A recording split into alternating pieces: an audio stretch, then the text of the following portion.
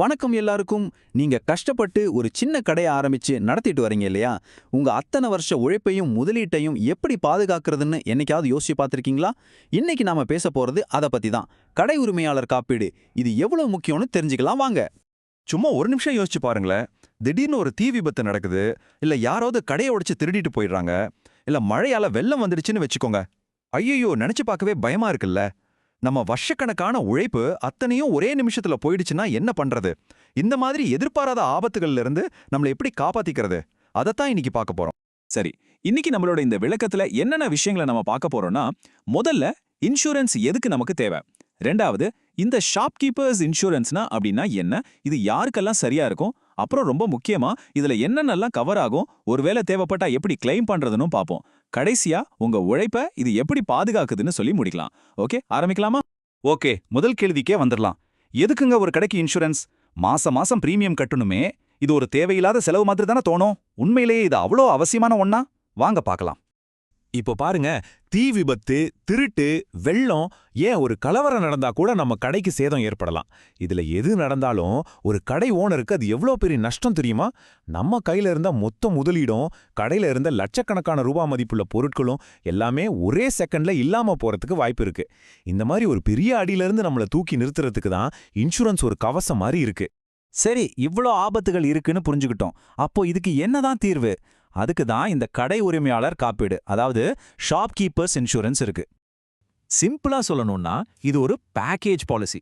அப்படின்னா என்னன்னா, தீக்கு ஒரு பாலிசி, திருடுக்கு ஒரு பாலிசி அப்படின்னு தனித்தனியா அலைய தேவையில்லை. உங்க கடைக்கு என்னென்ன பாதுகாப்பு தேவையோ அது எல்லாத்தையும் சேர்த்து ஒரே பாலிசியில கொடுத்துருவாங்க. உங்க கடையோட பில்டிங், உள்ள இருக்கிற ஸ்டாக், ஃபர்னிச்சர், ஏன் கல்லாப்பெட்டியில இருக்கிற பணம் வரைக்கும் எல்லாத்துக்கும் இதுல பாதுகாப்பு உண்டு. இன்னும் நல்லா புரியுற மாதிரி சொல்லணும்னா, இந்த இன்சூரன்ஸ் உங்க கடைக்கு 24 மணி நேரமும் வருஷத்துல 365 நாளும் வேலை செய்யற ஒரு செக்யூரிட்டி கார்டு மாதிரி நினைச்சுக்கோங்க. நீங்க வீட்ல நிம்மதியா தூங்கலாம், ஏன்னா உங்க கடையையும் உங்க முதலீட்டையும் பாதுகாக்க ஒருத்தர் இருக்காருங்கிற தைரியம் உங்களுக்கு இருக்கும் இல்லையா? சரி, இந்த பாலிசி எல்லா கடைக்காரர்களுக்கும் பொருந்துமா, இல்ல இது யாருக்கெல்லாம் ரொம்ப அவசியம்? வாங்க உங்க கடைக்கு இது செட் ஆகுமான்னு பார்க்கலாம். நீங்க ஒரு மளிகை கடை வச்சிருக்கீங்களா, இல்ல ஒரு ஸ்டேஷனரி கடை, ஒரு எலக்ட்ரானிக் ஷாப், இந்த மாதிரி எந்த ஒரு சின்ன ரீட்டைல் கடையா இருந்தாலும் சரி, இல்ல ஒரு மீடியம் சைஸ் பிசினஸா இருந்தாலும் சரி, இந்த இன்சூரன்ஸ் உங்களுக்காகவே பிரத்யேகமா உருவாக்கப்பட்டதுதான். ஓகே, பாலிசி எடுத்தாச்சுன்னு வச்சுக்கலாம். இப்போ ரொம்ப ரொம்ப முக்கியமான கேள்விக்கு வர்றோம். இதுல எதுக்கெல்லாம் பாதுகாப்பு கிடைக்கும், என்னென்ன விஷயங்கள் கவர் ஆகும், இதை நாம தெளிவா புரிஞ்சுக்கணும். பொதுவா ஒரு பாலிசியில பாத்தீங்கன்னா, உங்க கடையோட பில்டிங் அப்புறம் உள்ள இருக்கிற பொருட்களுக்கு தான் பெரிய கவர் இருக்கும். அது கிட்டத்தட்ட 40% வரைக்கும் போகும். அதுக்கப்புறம் திருட்டு, கொள்ளை, இதுக்கெல்லாம் ஒரு 20%. கல்லாப்பட்டியில இருக்கிற பணத்துக்கு, அப்புறம் எதிர்பாராம நமக்கு ஏதாவது விபத்து ஏற்பட்டா அதுக்குன்னு ஒரு கவர், அப்புறம் நம்ம கடையால மத்தவங்களுக்கு ஏதாவது பாதிப்பு ஏற்பட்டா, அதாவது தேர்ட் பார்ட்டி லயபிலிட்டின்னு சொல்லுவாங்க, அதுக்கும் பாதுகாப்பு கிடைக்கும். ஸோ இது ஒரு ஆல்ரவுண்டர் பாதுகாப்பு மாதிரி.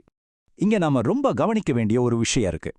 எதுக்கெல்லாம் கிளைம் கிடைக்கும், அதே மாதிரி எதுக்கெல்லாம் கிடைக்காதுன்னு தெரிஞ்சுக்கணும். இப்போ தீ விபத்து, வெள்ளம், புயல், திருட்டு, இதுக்கெல்லாம் கிளைம் வாங்கிக்கலாம். ஆனா நீங்களே வேணும்னே ஒரு சேதத்தை உண்டாக்குனா, இல்ல போர் நடக்கும்போது ஏற்படுற இழப்பு, இல்ல ரொம்ப நாள் யூஸ் பண்ணி ஒரு பொருள் தேஞ்சு போச்சுன்னா இதுக்கெல்லாம் கிளைம் கிடைக்காது. அதனால பாலிசி வாங்கும்போதே அதோட டாக்குமெண்ட்டை ஒரு முறைக்கு 2 முறை நல்லா படிச்சு பார்த்துடுங்க. சரி, கடவுள் புண்ணியத்துல அப்படி எதுவும் நடக்கக்கூடாது. ஆனா ஒருவேளை ஏதாவது அசம்பாவிதம் நடந்துட்டா இன்சூரன்ஸ் பணத்தை எப்படி வாங்குறது? அந்த ப்ராசஸ் ரொம்ப கஷ்டமா இருக்குமா? இல்லவே இல்ல, ரொம்ப சிம்பிள் தான்.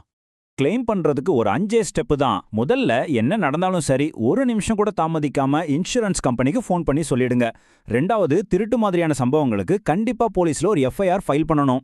மூணாவது, அவங்க கொடுக்குற கிளைம் ஃபார்மை கரெக்டாக ஃபில் பண்ணணும். நாலாவது, அதுக்கு தேவையான பில், ஃபோட்டோஸ் மாதிரி எல்லா டாக்குமெண்ட்டையும் சப்மிட் பண்ணணும். கடைசியா 5வது ஸ்டெப், கம்பெனியிலேருந்து சர்வேயர் ஒருத்தர் வருவாரு, அவர் வந்து பார்க்கும்போது அவருக்கு முழு ஒத்துழைப்பும் கொடுக்கணும். அவ்வளோதாங்க விஷயம். இப்போ நாம கடைசி பகுதிக்கு வந்துட்டோம். இந்த இன்சூரன்ஸோட உண்மையான மதிப்பு என்ன? இது வெறும் பணம் சம்பந்தப்பட்ட விஷயம் மட்டும்தானா? ஒண்ணே ஒண்ணு மட்டும் நல்லா ஞாபகம் வச்சுக்கோங்க.